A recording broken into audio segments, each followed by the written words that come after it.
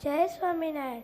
આપણા સૌના વાલા વાલા ઘનશ્યામ મહારાજ તથા એમનું ગેલું લગાડનાર ગુરુવર્ય ધ્યાની સ્વામી દાદા, હું દાદા એટલે કહું છું કેમ કે મને પહેલેથી જ ઘરમાં સ્વામી દાદાનો ફોટો દેખાડતી વખતે કહેતા કે આ તારા દાદા છે, એટલે હું સ્વામી દાદા કહું છું કેમ કે મારા દાદા નથી।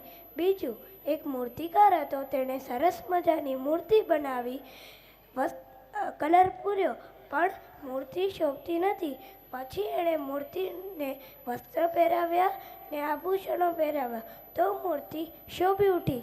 એવી જ રીતે આપણા સત્સંગમાં ધ્યાની સ્વામી દાદાના ડગલે પગલે ચાલતા એવા આપણા સત્સંગના આભૂષણ સમાન પૂજ્ય શાસ્ત્રી સ્વામી, સત્સંગ ભૂષણદાસજી સ્વામી તથા સંત મંડળ ને અહીંયા પધારેલા સર્વે બાળ હરિભક્તો ને વડીલને મારા પ્રેમથી જય સ્વામિનારાયણ। આજે મારે પ્રાર્થના વિશે વાત કરવી છે।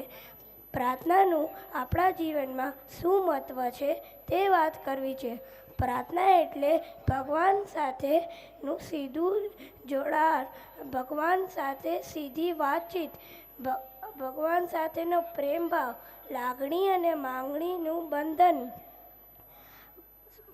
સ્વામી કહેતા કે પ્રાર્થના કેવી રીતે કરવી, તો ગદગદ કંઠે રોમાંચિત ભાવે સ્વામિનારાયણ સ્વામિનારાયણ બોલતા પ્રાર્થના કરવી। હે મહારાજ, હે ઘનશ્યામ, હે કૃપાનિધિ, હે ભક્ત વત્સલ, આવી રીતે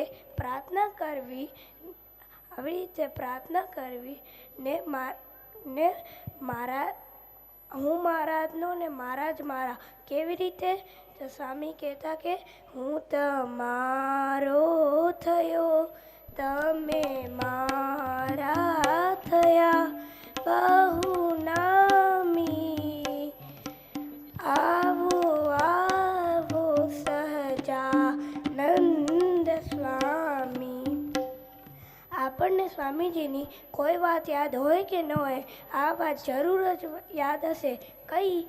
તો આપણને સ્વામીને ફોન કર્યો હોય કે કોઈ તકલીફ હોય તો સ્વામીજી આપણને કહેતા કે અમે ભગવાનને પ્રાર્થના કરશું, ભગવાન બરાબર કરશે।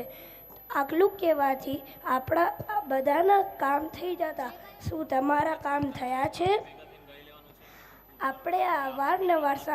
આપણે આ સ્વામીજી આ કહેતા અહીંયા આપણે અવારનવાર સાંભળ્યો છે। કોઈ છે એવું જેણે ન સાંભળ્યું હોય?